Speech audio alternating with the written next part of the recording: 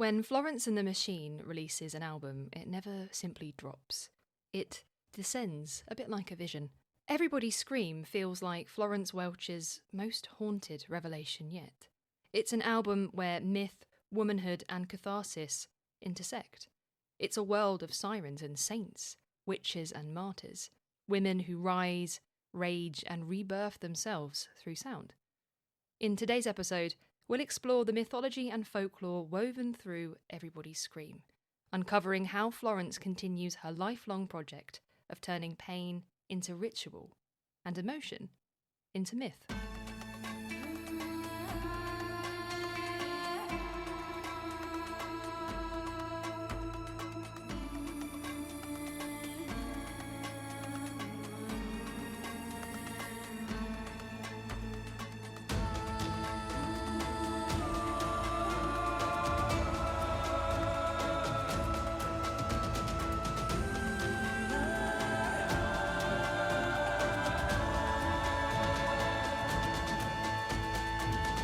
Hello and welcome to Ladies of Lore, the podcast where we take all of the most wonderful women of mythology and folklore and we unpick, unravel and explore their origins, their stories and how they've changed through time to arrive in today's modern world.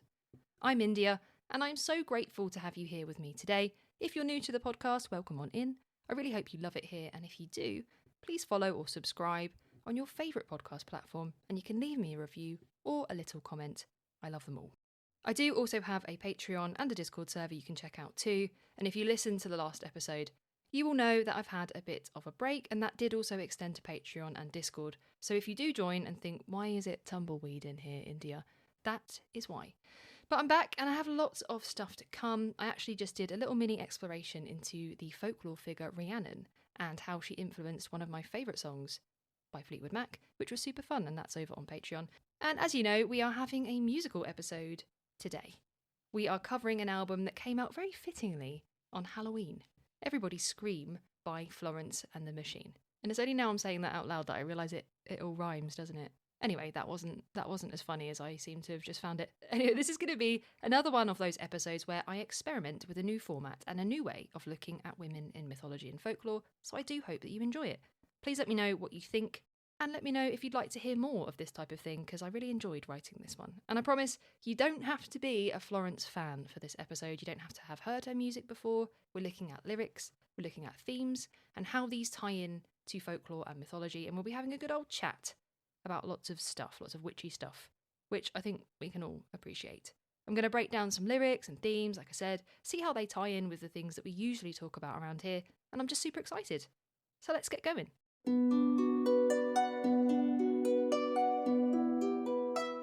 Before we jump into the album itself, I figured it's probably a good idea to have a little bit of background on the Florence from Florence and the Machine. And she's a figure whose artistry is kind of inseparable from the mythic and the mystical and the melancholic.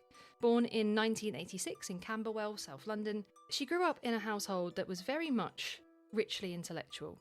Her mother, Evelyn Welch, is a distinguished academic. She's a Renaissance historian with a focus on fashion and art and the cultural symbolism of the body. Her father, Nick Welch, was an advertising executive, raised in a household that blended kind of the creative and the cerebral.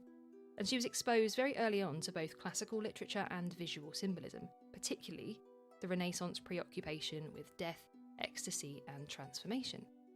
Her maternal lineage also includes her grandmother, who was a devotee of the occult and who introduced Florence to tarot, talismans and esoteric lore, planting little seeds for a very lifelong fascination with the unseen.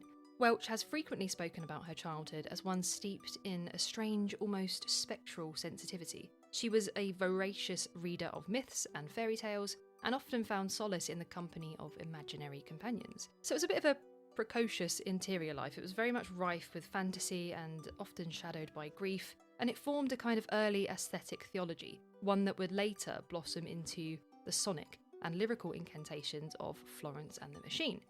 From a young age, she was drawn not only to stories of gods and monsters, but to the ambiguity of female archetypes within those stories. Witches, sibyls, sirens, mad women, goddesses, all wrathful and redemptive.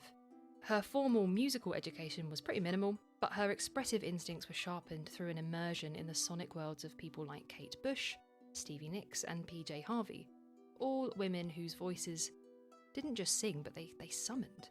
She herself has said that it was actually through music, singing in a church choir, that was her first moment of touching something outside of herself. So to Florence, music has quite literally always been transcendent and a link to the other. And it would make sense that because of this, Welch's own performance style has always leaned towards the ecstatic and ceremonial. Arms raised as if invoking some elemental force, vocals pushed to the threshold of rupture, her movements somewhere between dance and exorcism. In concert, she's less of a pop star than a priestess, presiding over a mass of emotional and spiritual release. And she's cultivated a bit of an aesthetic universe over the past decade, and I'd say it was kind of like a synthesis of Gothic romanticism, pagan mysticism and feminist mythology. Her albums are populated not by conventional love songs, but by haunted forests, blood rites, apparitions and mythic descent. Nature is never just background in her work, it's like a psychic landscape charged with lots of symbolism. Forests represent the unknown unconscious, oceans stand in for overwhelming emotion, and fire becomes both destruction and rebirth. And I won't go into too much detail about her back catalogue because we are here to talk about Everybody Scream today, but for instance on her debut album Lungs, she has the song Howl, where love becomes a kind of lycanthropic curse. It's animalistic and sacred and wild. And on Blinding, she wanders through a surrealist dreamscape populated by witches, ghosts and crows, suspended between waking and haunting. And throughout that album you feel this impulse towards ritual, which becomes a lot more fully fleshed out in the next album, Ceremonials. And that's a record built from materials of Gothic cathedral music, so we've got harps and organs and choirs and reverberant drums, and they are sort of arranged in a way that carry her voice like an incantation. Water is a central theme in this album, and it signifies both baptism and oblivion. There's songs like Never Let Me Go, where she drowns not in despair, but in ecstatic surrender. In What the Water Gave Me, the sea offers both inheritance and annihilation, and the lyrics are really drenched in this religious and mythic imagery of ghosts and devils and prayers and crucifixes and confessions, and there's really a fierce feminine holiness that just refuses either purification or silence throughout the whole album. On the next album, How Big, How Blue, How Beautiful, she kind of shifts this mythic lens more inward. The celestial does remain, but the drama has changed a little bit, where Ceremonials channeled pain through symbolic grandeur. How Big confronts it more directly. Songs like Ship to Wreck and What Kind of Man interrogate not only heartbreak, but also her own emotional destructiveness. She's no longer the haunted, but she's the one doing the haunting. She's wrestling with the ruins of relationships and the enormity of her own grief. Because this album doesn't deal with death, but actually the aftermath of death, the mourning that lingers when the myth collapses. And yet the myth never quite disappears. Even at her most emotionally candid, she cannot help but cast her experience in luminous sacred terms, not to obscure reality, but to honour it. High as Hope, the next album by Florence and the Machine, is even more radically self-exposing. It's very vulnerable and restrained. And a lot of that is more self-introspection and more grounded in reality. But there are songs like Big God and Sky Full of Song that both sort of disorient as much as they lift. And finally, the most recent album before Everybody Scream is Dance Fever. And that one explores more the tension between like artistic performance and domestic life and the juxtaposition of that, and the anxiety of being isolated during the pandemic, and kind of a desire to be free and find release through art. And it also explores themes of womanhood, age, spirituality, and also a fascination with the medieval phenomenon of choreomania, which is the compulsive erratic dancing that gives the album its name. So across all of these albums, Florence Welch constructs a mythopoetic framework for feminine experience, a cycle of initiation, descent, confrontation and quiet reclamation. She doesn't ask to be rescued, nor does she dwell in victimhood, but she mythologizes emotional experience in order to dig up its meaning. And through her music, she offers an alternative cosmology of womanhood, one where madness, magic, grief, sensuality and divinity all coexist without shame. And now we are all caught up, let's talk about Everybody Scream.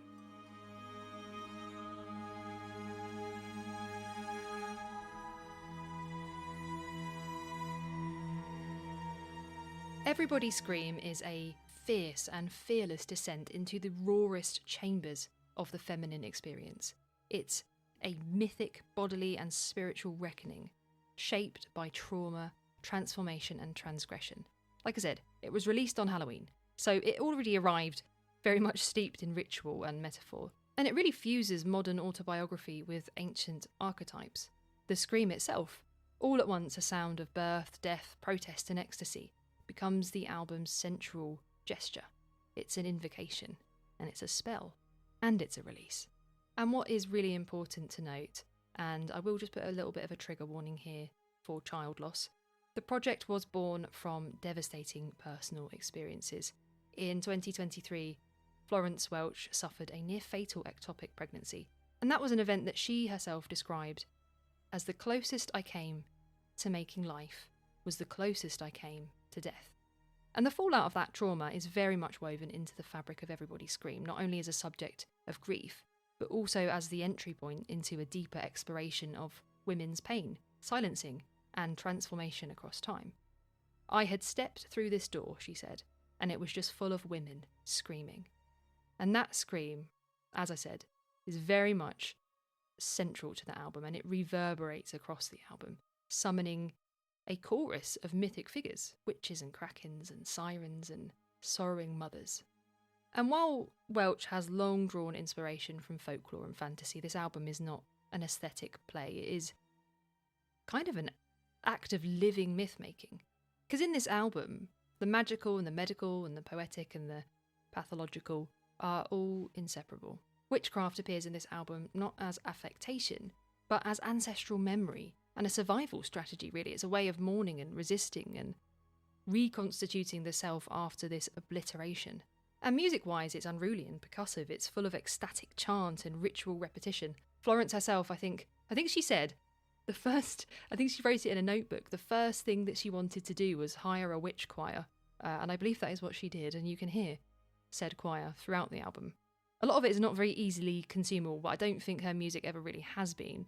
And the songs operate a bit like incantations, a bit like summonings. And Florence's voice, I'm sure a lot of you have heard it before, most of you probably have, but it's a very unique voice, it's very distinct, and it ranges from this kind of like ethereal hymn vibe to like guttural growl, and it evokes this lineage of wild women. So Everybody Scream is not really a collection of songs, it's more of a ritual sequence, like a sonic grimoire tracing the arc of grief and metamorphosis through a very distinctly feminine mythology.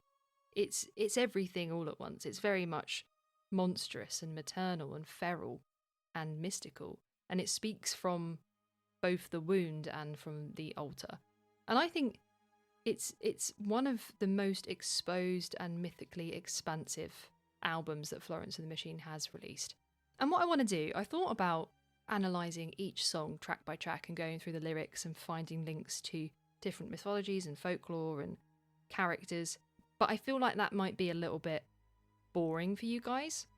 So what I've done instead is I've grouped them into categories. So I've kind of taken themes that I've picked out from this album through doing a lot of time on Genius, reading the lyrics and listening to it and stuff, and I've grouped them into a few different categories. So what I'll do is I'll go through each of those categories, and we're going to talk about lots of different themes, and we will link it to different mythologies and different cultures and folklore figures throughout the way. So I hope that's okay. If it's not, then you've come quite far in this episode for it not to be okay. But that's what we're going to do. And the first section that I have kind of pulled out is called The Stage and the Self. So we're going to jump into that now.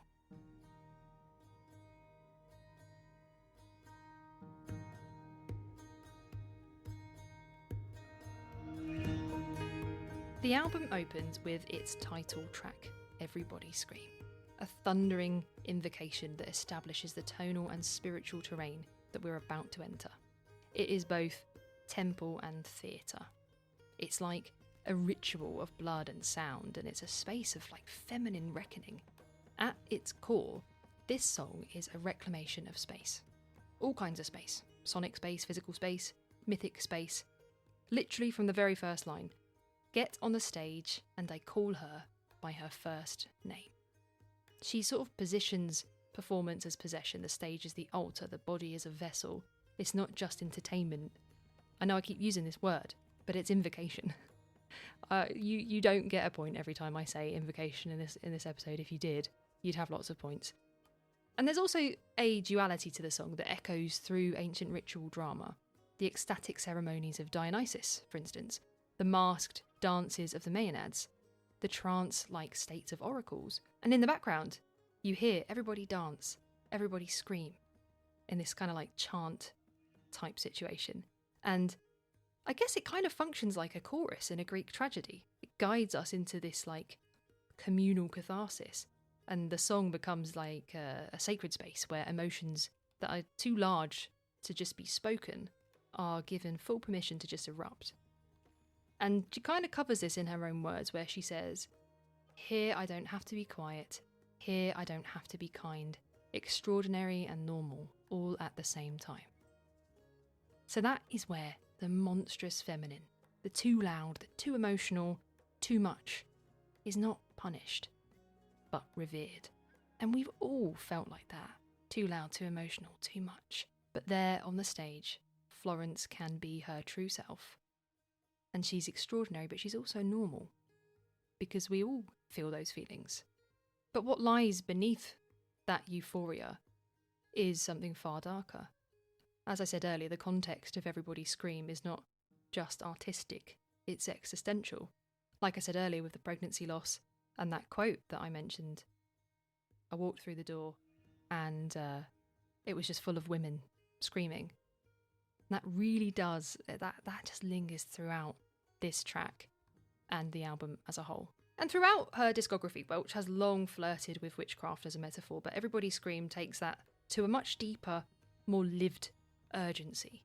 And there is a verse where she says, "The witchcraft, the medicine, the spells and the injections, the harvest, the needle, protect me from evil." And that line is so fascinating because it combines the ancient and the modern. The line between apothecary and surgeon blurs, and the spirituality and the witchcraft that helped guide Florence through healing after her loss is just as vital to this narrative as the doctors who saved her life. In this world, medical intervention and spiritual ritual are not oppositional. They are both means of survival. They're both just as important. They're both ways of keeping death at bay. And all throughout this song, we have this sort of pendulum swinging between vulnerability and grandeur. And it kind of collapses the binary between performance and prayer. When she sings the line, "I will come to you in the evening, ragged and reeling, shaking my gold like a tambourine," you can hear echoes of the wandering Sibyl, draped in prophecy and madness. And then another line, "A bouquet of brambles all twisted and tangled." This is Flora transformed into the thorns of a fairy tale. The cursed maiden made saint through suffering. Her femininity here is not ornamental, it's more enchanted and sharp-edged. She's not offering roses here, she's not offering flowers, she's offering brambles, a bouquet of brambles. And just imagine trying to grab onto that, and what that feels like and what imagery that kind of evokes. And probably my favourite line in the whole song is, "Here I can take up the whole of the sky, unfurling, becoming my full size." And here, it's like Welch is no longer just a front woman, she is a titaness, reclaiming her mythic scale. And remember, we are living in a world where ambitious women are still very much punished for being too much. So the act of bursting through ceilings becomes an act of myth-making. This is the witch breaking free from the stake, the goddess refused worship, now commanding it by force of will. The scream then is not just grief, it's ritual. Like the women of ancient keening traditions, Welch howls not only for her own loss, but for generations of silenced and unseen women. It's kind of like this echo chamber of rage, ecstasy, and power. It is Eleusinian mystery by way of the concert hall, a howl that says, "I am still alive." Or as Welch herself has said, "There's a feeling of dying every time I make a record, and this time, I nearly died." Everybody Scream is not merely a song, it's a summoning of lost futures and spectral women. And when Welch calls out everybody scream, it's not a command, it's an invitation to come and join the myth.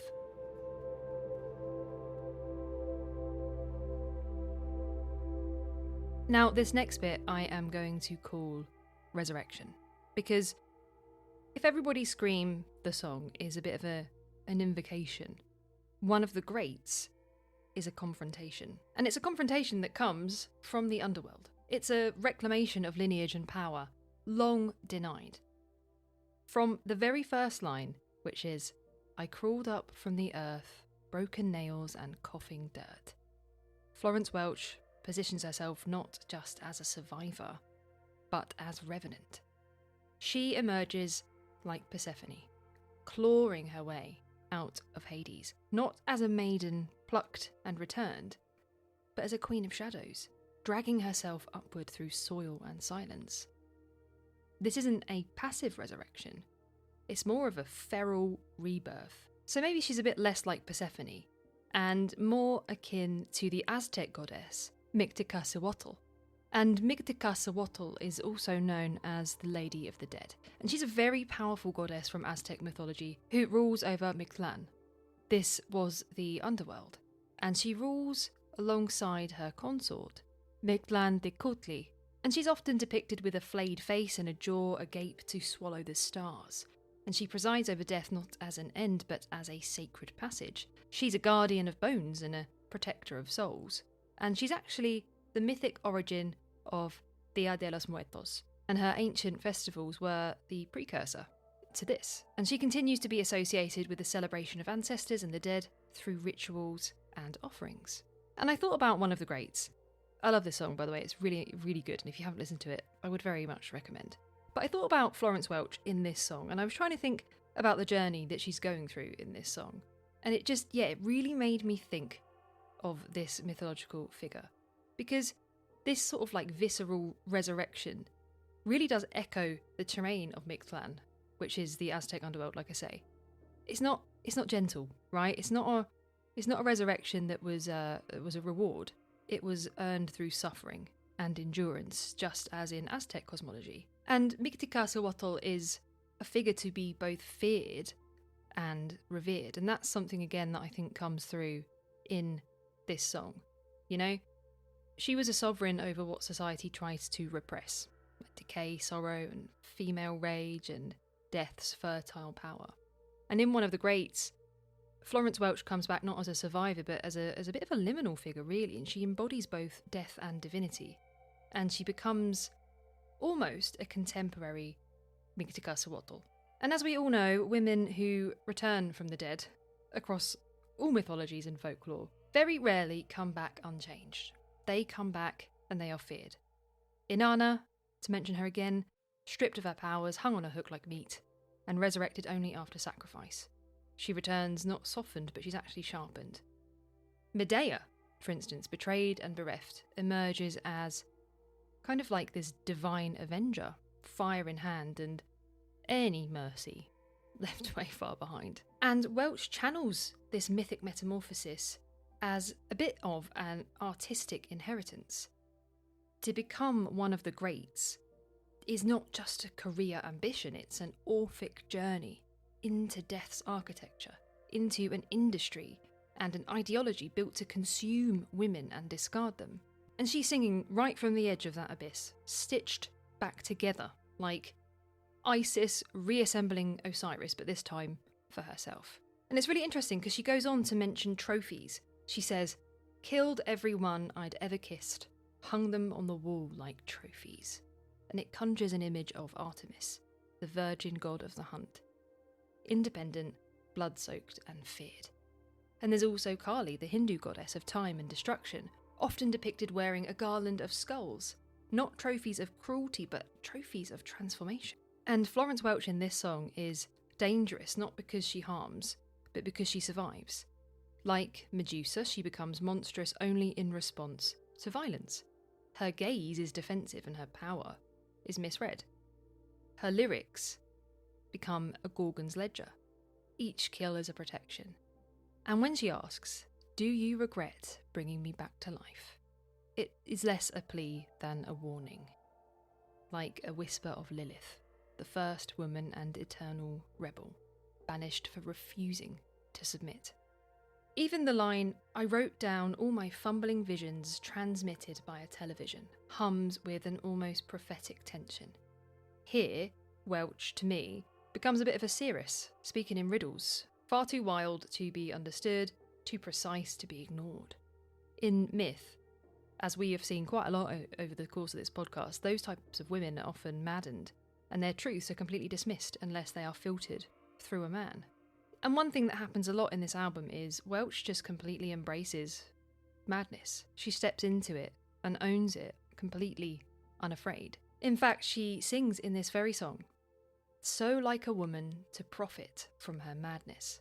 So she actually just names the trope before it can claim her. She kind of takes the accusation before it's thrown at her, and she wears it like armour. She turns it inside out. These are not myths that define her. They are templates that she reconfigures. And after that, there's a lot of satire. So she says, and this is one of my favourite lines of any song of all time ever. She says, "It must be nice to be a man and make boring music just because you can."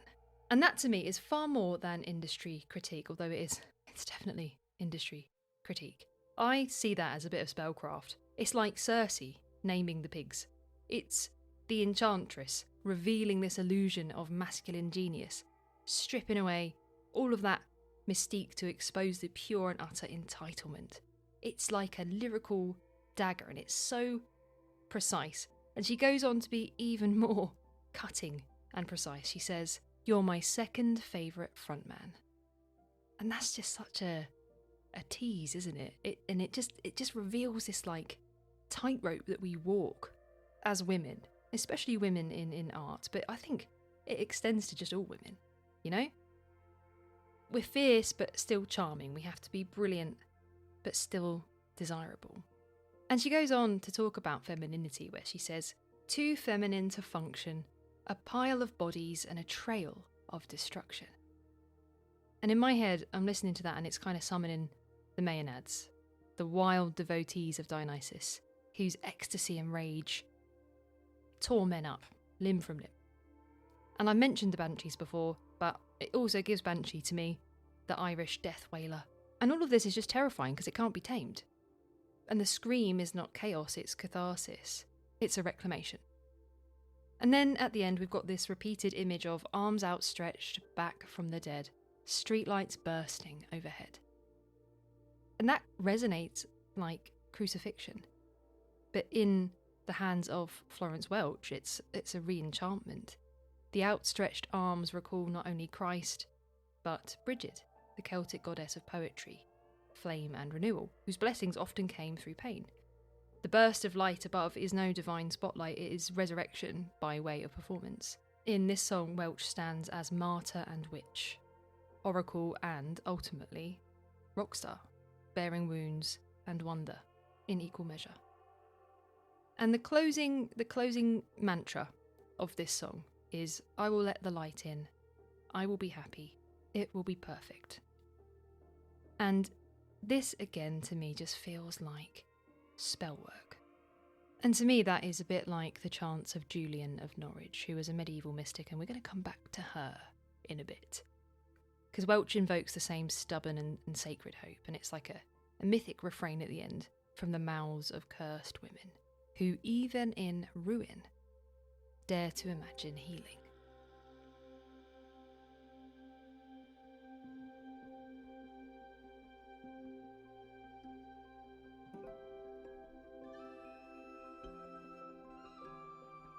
Now, for our next section, we're going to get a little bit witchy. We're going to get witchy, okay? Are you ready, witches? Because this bit I'm calling Witches, Wildness and Feminine Ecstasy. And I know the previous two sections have only really focused on one song, but I am going to talk about a couple in this bit here. So, firstly, I want to talk to you about the song Witch Dance. Now, in this song, Florence Welch unspools herself into the wilderness of the feminine subconscious. The song opens with "Open my legs, lie down with death." And that is just a frank, ritualistic surrender to forces beyond comprehension. Eros and mortality mingling in this, like, ecstatic tension. And it evokes this territory of the wild woman, the witch, the seeress, whose sexuality and spirituality refuse to be split. It's all one. And in the ancient world, the priestess and the prophetess often lay side by side with the dead, seeking visions through altered states. The figure that Welch conjures in this song, to me, is Ishtar, crawling to the underworld to meet her sister, Ereshkigal. It is Baba Yaga, dwelling on the border of life and death in her hut of bones. It's the cunning woman, the midwife, once branded as a witch for working a little bit too closely with the mysteries of blood. She's echoing the Delphic oracle, inhaling vapours from the earth to speak truth in riddles. The Pythia, whose madness was also holy. And she goes on to sing of foxes chattering in the night. And it animates the natural world around her.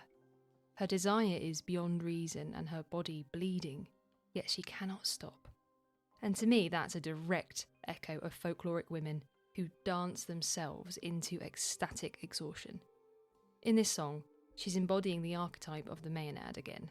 But she's not alone in this song. She also meets some monsters from the bar to Broadway and then turns them away and reclaims her own monstrosity. She says, "There's nobody more monstrous than me." And that inversion, I think, is really, really crucial. The folkloric woman has so often been cast as monstrous, as a siren, as a crone, or a banshee. And in this song, Florence doesn't want to tame that. She doesn't want to change that. Again, she embraces it, just like she previously embraced the madness. She's embracing the monstrous as well. She's becoming it. And in doing so, she's finding agency. And she joins a long, long lineage of boundary dwellers. Lamia, who devoured children after her own was stolen. And Lilith, again, the rebel bride of Eden. The Selkies and the Swan Maidens who vanish when caged. Desire beyond reason, she says, is a ruinous thing. And that phrase alone invokes countless mythic warnings about unruly women. We've got Eve, we've got Pandora, we've got Circe. All these women who are punished not for evil, but for curiosity, for hunger, for wanting. And Welch makes the mythological a little bit political. She says, "I tear off my nightgown and run naked through the town." Once again, this is really evocative of folkloric tales of mad women and saints, and things like possessed brides and mystics, especially ones like Marjorie Kemp, who is probably one of history's most outrageous figures. She was an extreme mysticist, and it involved a lot of public sobbing in an all-white wardrobe.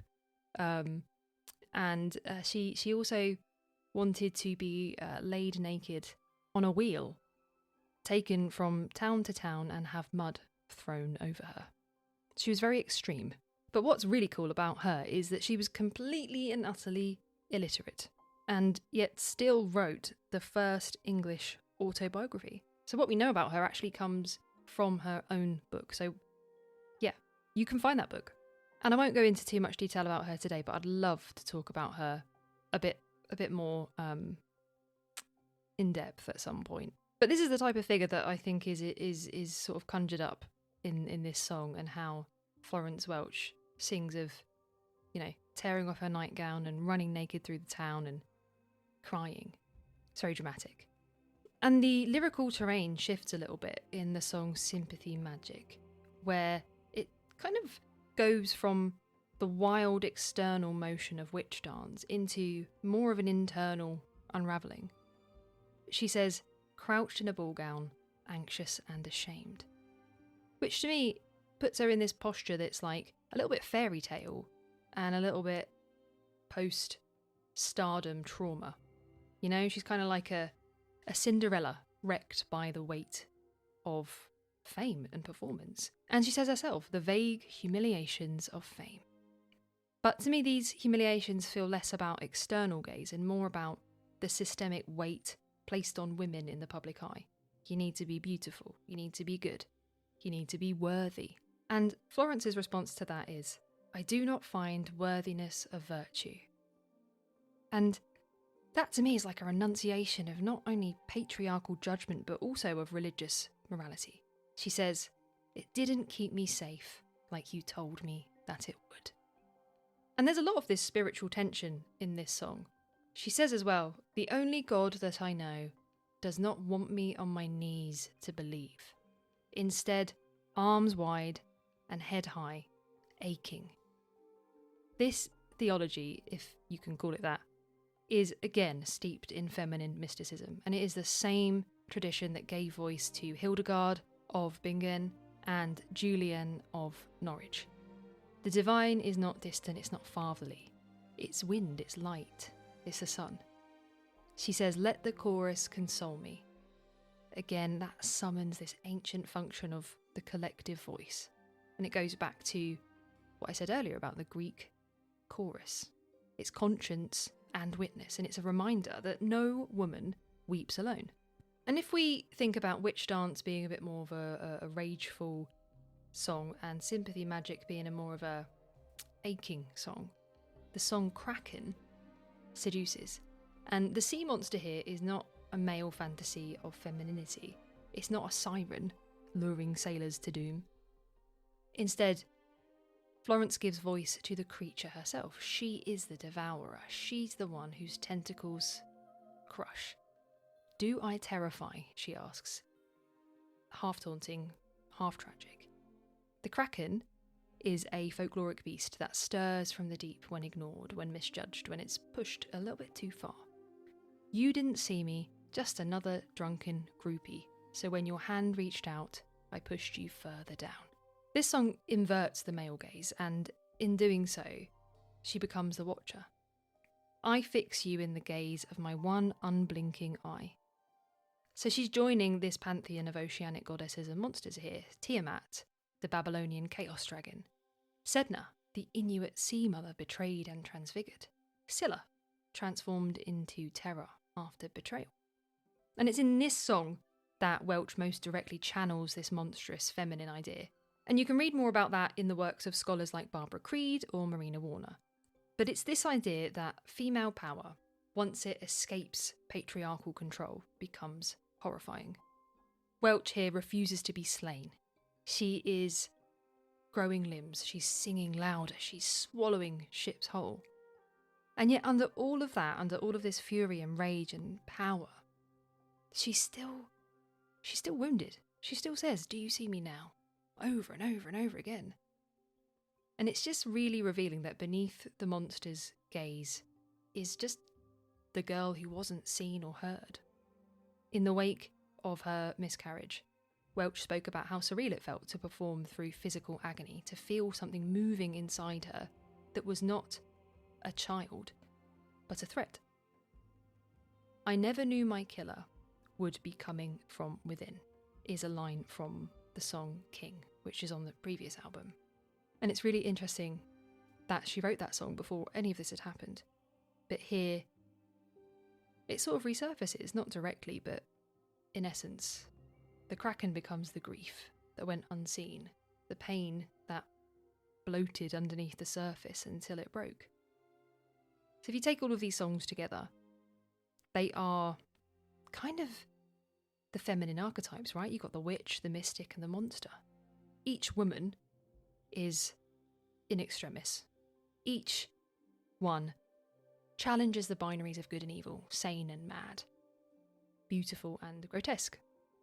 So Florence Welch doesn't just invoke folklore, and this is pretty clear to see. She inhabits it, she reshapes it, she lets it scream.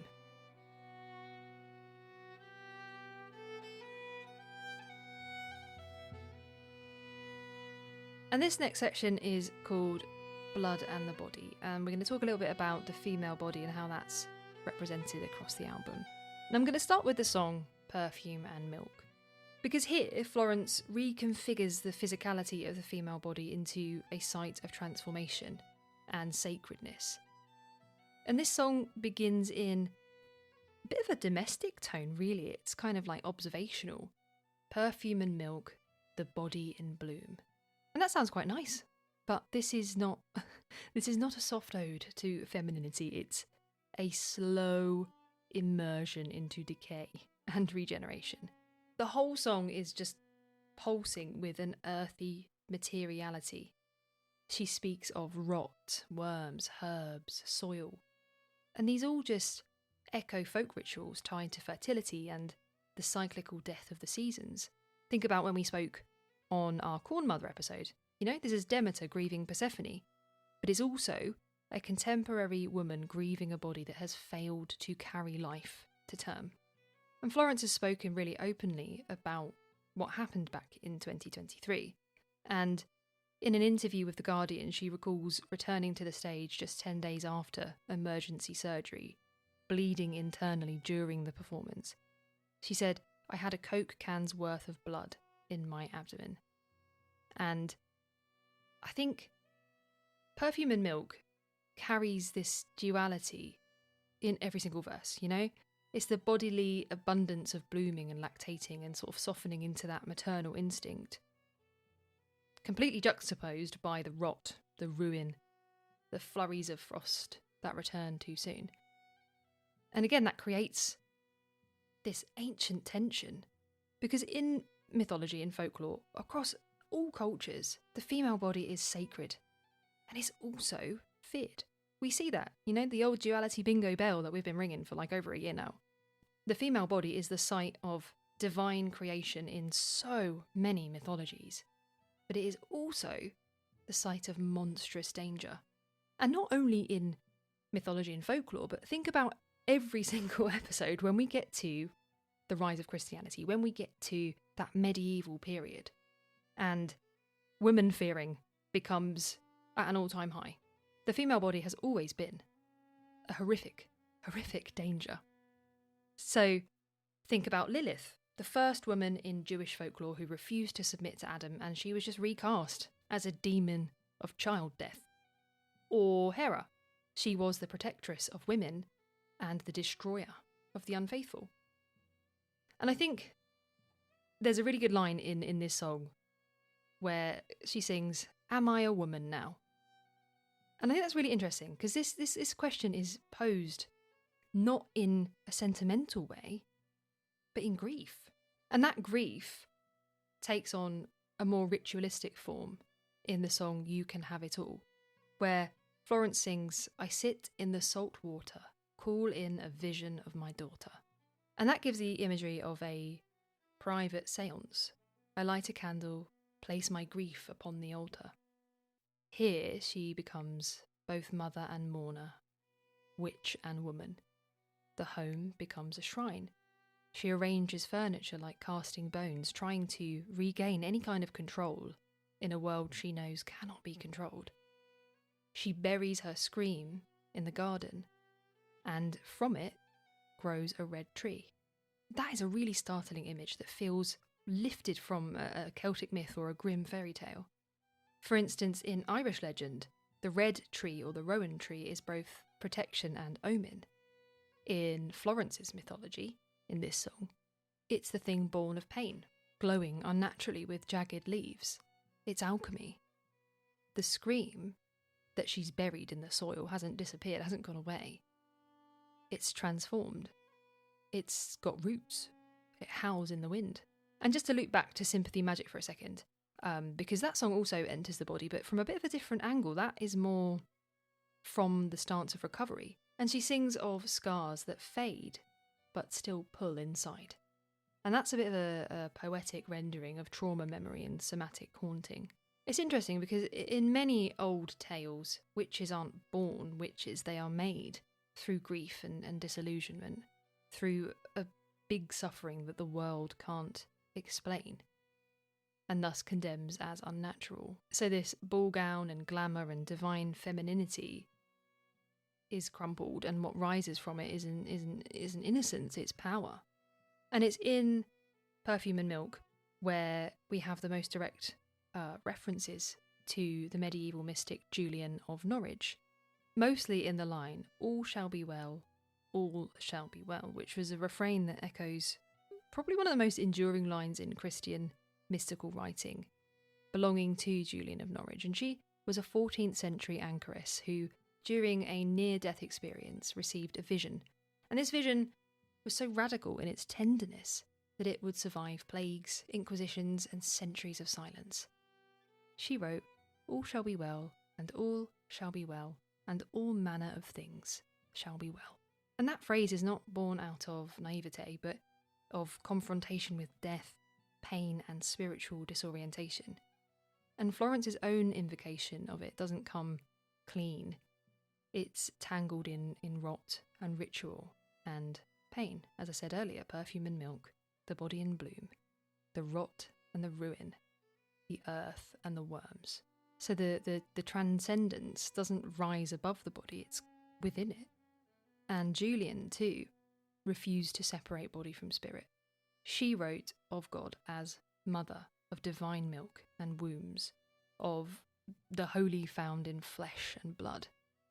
And Florence does a great job of modernising this, She takes this maternal mysticism and says that sacredness is not found in purity, but in decay and seasons and hormonal shifts and grief. And there's a moment in this song that I love, and it's really startling in its ordinariness to us, to you and I. And she says, "Downloading revelations of divine love on my phone, trying to read, but getting distracted." It's like she's trying to say, look, I'm trying to heal the ancient way. I'm trying to do things like they did back in the day, but I'm just a girl. I'm just a modern girl. She's holding Julian's text in her hand on her phone. She's mid-scroll, mid-heartbreak, trying to find anchoring in something that doesn't flatten her grief into productivity. Julian is a bit less of a theologian here and more of a companion. She's another woman who's looked death straight in the eye and come back with words, not answers. And just like Julian, Florence builds her theology from longing. She says, "I am changing, becoming something else, a creature of longing, tending only to myself." And that is the effective mysticism of women across time. Faith not expressed through doctrine, but through ache and milk, through holding things in your body that you didn't ask for and still trying to love that body. So to me, Perfume and Milk isn't just a song, it's like a modern devotional. It's a mystic's prayer, whispered from the edge of town in a house in the woods, cradling an iPhone and wearing a laurel crown. It's such a mashup of time periods, and yeah, it's not about certainty, it's about just surviving long enough to tell your story and finding holiness is not just in the heavens, but it's in the worms too. It's in the worms in the ground, guys. It's in the worms in the ground. And in this song, there is descent, there's a collapse, and then there's crawling back up through the underworld, a bit like in One of the Greats. And she says she goes on a pilgrimage to wherever you are. And that pilgrimage is kind of literal and metaphorical. She gets in the car and she drives, aching, a woman bleeding into myth. And blood is not just a presence here, it's a portal. It's in the lineage of menstrual magic and fertility goddesses and offerings. And the ancient body knew that it's not holy because it's beautiful, but because it is capable of holding contradiction. And Florence herself once told Rolling Stone that there's a feeling of dying a little bit every time I make a record. And this time, I nearly died. And that tension most definitely lives in these songs, It's breathless and reborn. And perhaps most poignantly, in the song And Love, the violence of embodiment finds like a sacred stillness. She says, "Love was not what I thought it was. It's not sweeping passion." She says it's more like surrendering to something, more like resting than running. The witch has survived her trial, the banshee has fallen silent, the blood's dried up, and the earth still turns.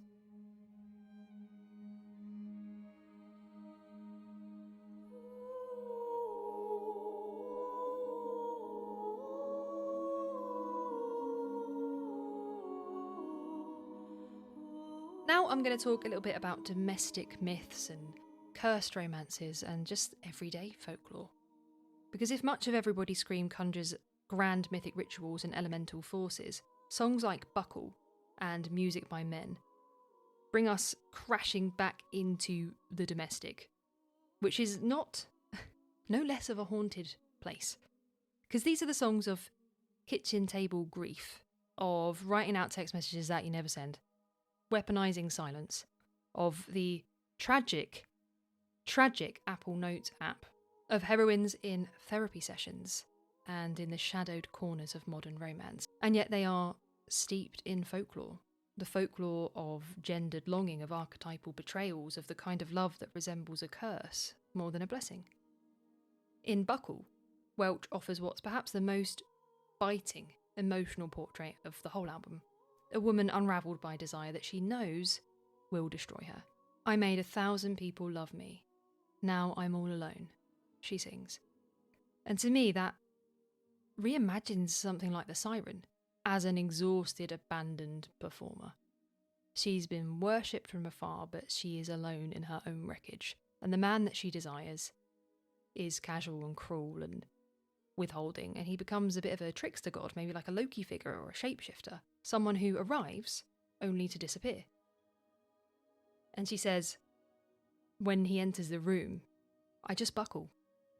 My resolution in tatters.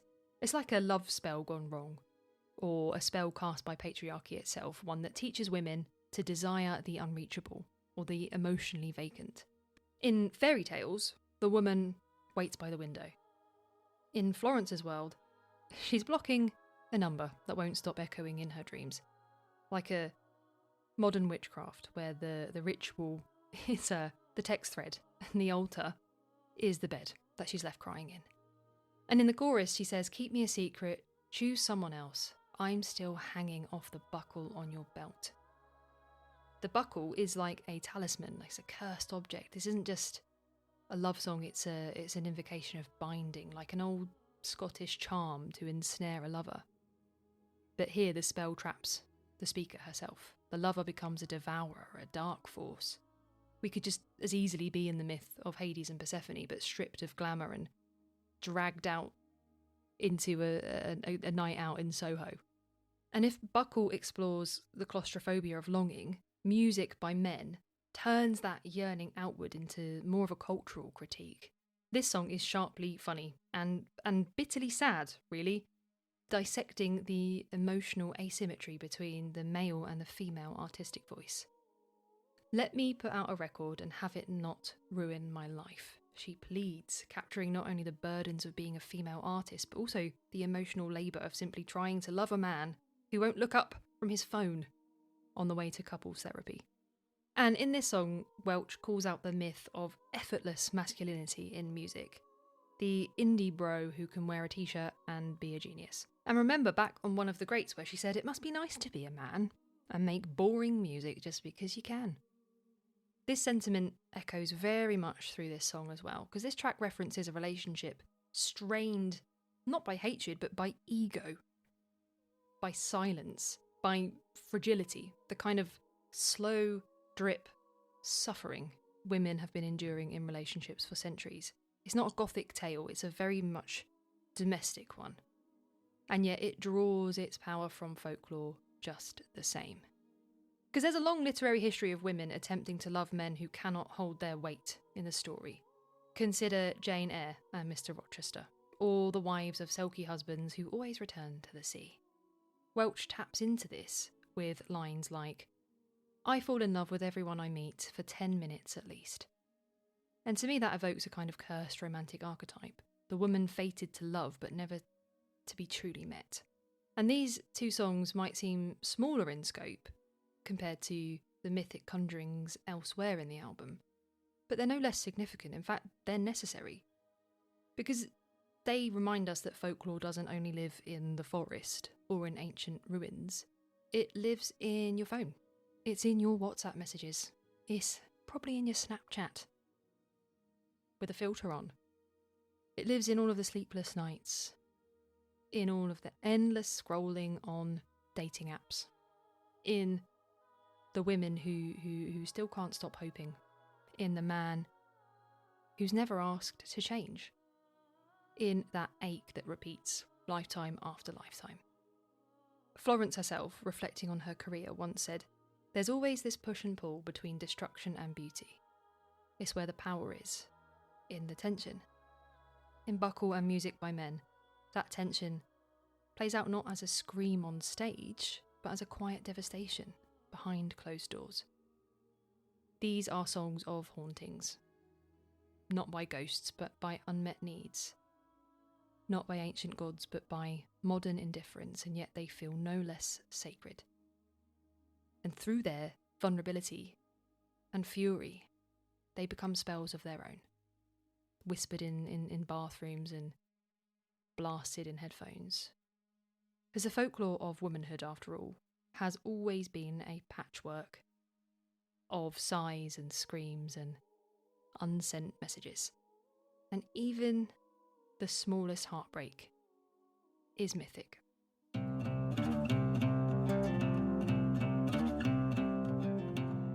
we get into the final stages of the album now, and I'm going to do a bit that I am dubbing Myth, Madness and the Unknown. I'm trying to think of catchy names for all of these different sections. I don't really need to, but I'm just doing it for funsies. But anyway, as we descend into the final part of the album, we have Drink Deep and The Old Religion, and they guide us into a space of liminality, the haunted threshold between worlds, between waking and dreaming. These are the songs, to me, that feel closest to spell work, and they're very much saturated with archetype.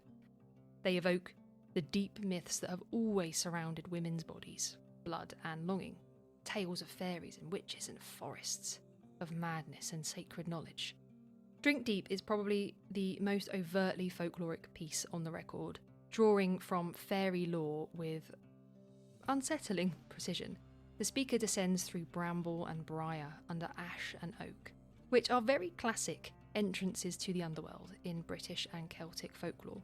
And there she finds the hidden folk, a clear echo of the fae or fair folk who have very long populated stories of dangerous beauty and temporal dislocation.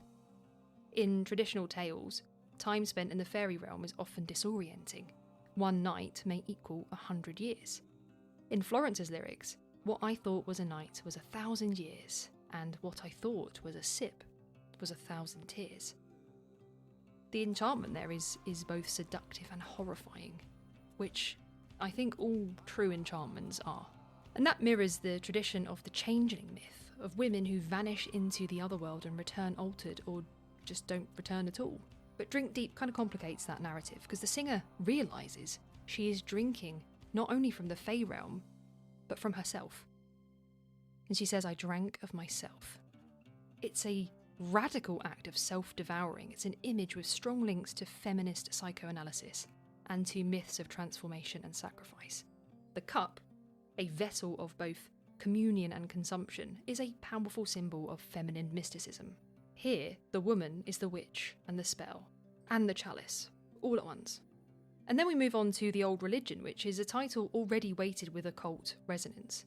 And this track has a primal rhythmic energy echoing the ritualistic repetition of ancient rites. The Old Religion often refers to pre-Christian paganism, a term used in modern Wicca and witchcraft to describe a lost matrifocal spirituality grounded in nature and cycles and embodied ecstasy. And Welch gets into this lineage directly, invoking some animal instinct starting up again, and a desire for freedom from the body, freedom from the pain. The song's reference to lightning strikes, fallen trees, crawling on hands and knees, all conjure the image of the possessed prophetess, a woman overcome by divine fury. This is Julian of Norwich again. And Welch described Everybody Scream as an album born from trauma, written in the wake of her near-death experience. And I think this song might be the most honest confrontation with that spiritual rupture. "I'm afraid, don't let it find me," she sings. And yet it's already inside her. The storm is not external, it is the body and what's been done to it. In traditional tales, women who spoke too much and bled too freely, who saw visions, were called mad or witches. And in the old religion, Welch reclaims that accusation. She sings of being wound so tightly, I hardly even breathe, describing a pressure that is both psychic and societal. The song closes in ecstatic repetition, invoking the ritual circle, the chant, the trance. We're not in the world of narrative anymore, we are in the world of initiation. So these two songs together form maybe a bit of a descent myth. Again, like Inanna's journey to the underworld or Persephone's seasonal imprisonment, but unlike those myths, there's no clear return. The wisdom that Florence brings back is not resolution, but transformation. And Everybody Scream doesn't promise healing in a neat linear arc, which I think is starkly realistic. And instead it offers flashes of insight from the darkness, little lanterns in a fog, as Welch once described her creative process. These songs remind us that mythology is not always about triumph. Sometimes it's just about surviving, or just about naming the monster and finding out that it is you. In both Drink Deep and The Old Religion, the monstrous and the divine blur. These are songs of sacred unravelling, not tidy mythologies, but they're wild, they're bleeding. And through their invocation of the fairy realms, of pagan rituals, and the madness of women who feel too much, they offer a final spell, not to heal, but to witness, to scream, and to survive. For this final section of today's episode about Florence and the Machine's Everybody Scream, I'm going to talk a little bit about closure and a little bit about the soft myth of love. Because if Drink Deep and The Old Religion put us in a trance-like state and are very much spiritually rapturous, then the album's closing songs, You Can Have It All and Love, emerge not with clarity but with a very much softened and altered vision. These songs aren't triumphant recoveries or clear conclusions, but they're a little bit more murky. They are more fragile, and they bring a quieter kind of magic. And these ones are a little less about the scream itself, which we've spoken about lots in the album so far. These ones are more about the lull, the kind of hush that follows the scream. Not the spell itself, but what it leaves behind. You Can Have It All is probably one of the most emotionally complex pieces on the album, and it opens with Florence seated in the salt water. And this is a timeless image of purification, of sorrow and rebirth. In many mythic traditions, salt water, the sea, the womb, the amniotic tide, is the site of both creation and mourning. It's the domain of Yemoja, the Yoruba Orisha of the sea and motherhood, known to be both nurturing and ferocious. Yemoja carries the grief of lost children in her tidal rhythms, weeping saltwater tears, her maternal power rooted in both protection and loss. And Yemoja is especially venerated by women seeking healing after loss. So she's usually invoked during rituals of protection and fertility and mourning. So already we have a very explicit link between this Afro-Caribbean Orisha and Florence Welch's personal life and the context surrounding this album and this song. So in this song, Florence sits in the salt water and calls in a vision of her daughter.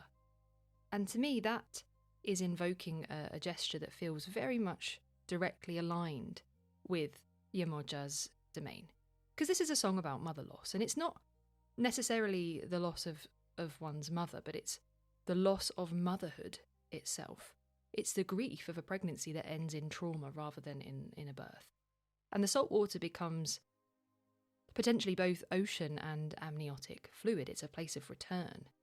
And the buried scream that grows into a tree mirrors the rituals in which grief and pain are given to Yemoja in votive offerings, so things like candles and flowers and songs, tears cast into the water. So by echoing Yemoja's symbolic world, Florence transforms her private loss into something a bit more archetypal, the mourning mother who doesn't weep in silence but instead reshapes the landscape with her sorrow. And in doing so, she becomes not just a woman grieving, but a vessel for a long line of feminine power that knows how to survive even the most unspeakable and unbearable losses. And if we go back to the line, calling in a vision of my daughter, that's acknowledging the ghost of a child who never came into the world. Because this is a very deeply personal elegy, but its language is very much rooted in the ritualistic. It's almost sacrificial. She says, light a candle, place my grief upon the altar. And grief here becomes the votive, an offering to something a lot larger and unknowable. And to me, that goes back a little bit to Mictlantecuhtli in Aztec mythology, because she presided over ritual mourning not with cold detachment, but with ceremony, reminding us that death too does belong to women. And the phrase, you can have it all, is both a lament and a taunt. It echoes the impossible expectations placed on women to bleed and bear and perform and grieve, but do it all gracefully. It reminds me of the speech at the end of Barbie, the Barbie movie, but it's true. In mythology, we often find women who are asked to give everything. Eurydice, Iphigenia, Psyche, and they still remain silent. And Florence refuses silence, even in this very much gentler song. She gives her grief colour and space and shape. Tree grows tall, can't cut me down, she warns, and that's a line that could very easily sit alongside the oldest folklore of witch women and dryads rooted very deeply in the earth. And then we go to the final track of the album, And Love, and that's just a quiet revelation. It's a bit of a coda, really. It's not a conventional love song. It pretty much subverts almost every expectation of a love song. Love was not what I thought it was, she admits. In a tone, I guess, it feels closer to awe, you know? Like this, wow, like love is not how I thought it was going to feel. And they compare love to an animal crawling deep into a cave. Not this massive sweeping romance, but just quiet, just a quiet surrender. And that imagery belongs to the wild again, the den, the burrow, the instinctive pull inward. And there's not any mythic hero's arc here, there's only peace. And even that comes hesitantly. And there's a line repeated and repeated, peace is coming. And that is a really soft incantation spoken again and again until it becomes believable. And that, I feel, is a lot closer to the medieval mystics that Florence has long admired, who we've spoken about already, like Julian of Norwich. All shall be well, and all shall be well, and all manner of things shall be well, even in the midst of illness and fear. And Love might be the most stripped back moment on the album, but I think that simplicity is really deceptive, because what it offers is a really rare kind of feminine mythos. Not the maiden or the mother or the crone archetype, but something that exists between those things. It's a woman who has crawled through grief and vision and rage and had a huge amount of trauma, who is now simply trying to rest. Because there's no big mythology here, you know, it's not dragons or krakens or gods and monstrous women, it's letting go. The mythology here is just letting go and surviving. So this album, which is huge in sound, in scape, in range of themes, that includes references to massively important mythological figures, ends not with fireworks, not with noise, but with a really gentle echo of something passed through. Not resolved, just laid out and witnessed. You know, this is Florence laying it all on the line, and we've witnessed it. Nothing's been resolved, nothing has fully over, because the ripple effect of what has happened is going to be a lifelong thing. And I think that in itself is myth, you know, that is folklore. Because every single great folklore tale, every single mythology tale reminds us that the true magic of story and the true magic of folklore is in the telling. Think about this podcast. Think about the way that we talk about how things change through time and how things are presented differently and different perspectives come to light over time. We look at things through the lens of ancient cultures. We look at how the lens of Christianity affects the way that we see things, the way things are told, the way that different mythological women are presented. And we look at the lens of feminism, the rise of feminism. How has that changed things? How has that adapted these stories? And it is in the telling. The magic is in the telling.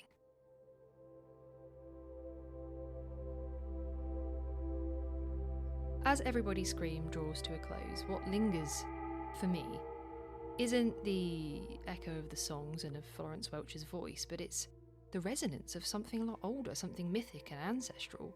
Because the scream in Everybody Scream doesn't exist in isolation. It travels through time, through space, through cultures and continents, through the mouths of women who were never meant to be silent, women who've taken pain and trauma and experience and turned that into ritual, and turned ritual into music.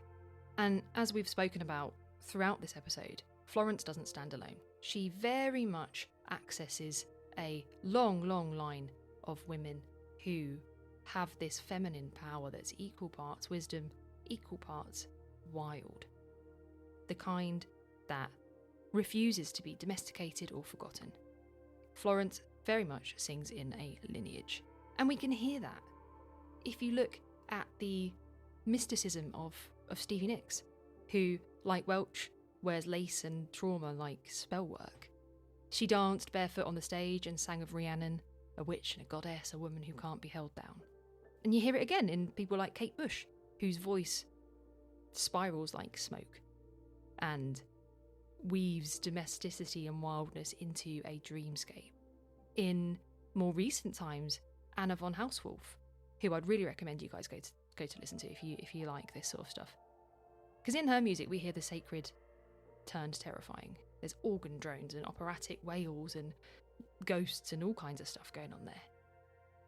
There is definitely a new kind of generation of what I would call witchy spell-casting music. And there's loads of differing perspectives of this. You've got artists like Ethel Cain, with a more southern Gothic altar of blood, longing and divine ruin, building a more modern mythology from the bones of an evangelical American South. Bands like The Last Dinner Party, very theatrical, a bit more high femme, and they flirt with the divine and the demonic. It's a bit more opulent, but with an edge. And all of these women, like Florence, are not just making music, they are making worlds, they're world building. That is folklore, that is mythology, that is it happening in real time. It's sacred and it's fractured and it's oozing with symbol. And they all remind us that the feminine has always been a site of contradiction. That is something that we talk about all the time on this podcast. Women are monstrous and maternal. Desirable, but dangerous. All at the same time. And it's through embracing this duality, this complexity, and stepping into all of the archetypes of siren and witch and martyr, mother, monster, that these artists transgress the roles written for them. So Everybody Scream is, in this sense, not just an album, it is a modern myth cycle, spiralling through the wreckage of a body and a world, searching for ritual, for resurrection and release. Florence doesn't offer answers, really, at all. She just offers spells. She offers grief shaped into gardens and screams buried as seeds in the garden. The wild wisdom of things that bleed, but still bloom. And I think, to me, the enduring message that I take away from this album is that pain can be sacred. That the personal, when sung with mythic edge, becomes almost political. And art, when you're screaming from that place of being wounded, can be a form of survival. So that's my hot take. A very long hot take on the album Everybody Scream by Florence and the Machine. And I was looking through, because I was like, I'd really like to ask you guys a question. I'd like to try and start asking you all questions at the end of this podcast, just to get you thinking, you know. So I looked through all the lyrics and I wrote a few down. But what I'm going to ask you is I'm going to go back to the opening track where she says, unfurling, becoming my full size. What would it mean to you to become your full size? And Florence Welch says she does that on stage. She can be herself. she can be the full Florence. But what does it mean for you? Firstly, where do you feel like you can become your full size? And secondly, what does that mean? What does that look like? Let me know in the comments, in my TikTok comments, which I'm going to get better at using my TikTok account, okay? The reason I do a podcast because I don't do the whole face thing, but I'll do better. Or you can join the Discord. All the links for everything are down below, but I really want to know. I really want to know what that means to you. Thank you so much for joining me on this slightly different episode of Ladies of Lore. I really, really hope you've enjoyed it. If you have and you want me to do some more music-related explorations, let me know. You can do that in the comments, if your platform allows, or on my social media or in the Discord, like I just said. In the show notes, you can find all of the links to sources that I used for this episode. There's lots of cool stuff in there. There's some YouTube channels about Afro-Caribbean mythology and folklore. Really cool stuff. So go and check those out. Thank you once again, and I'll be back next time to unravel another thread in the rich tapestry of women in mythology and folklore.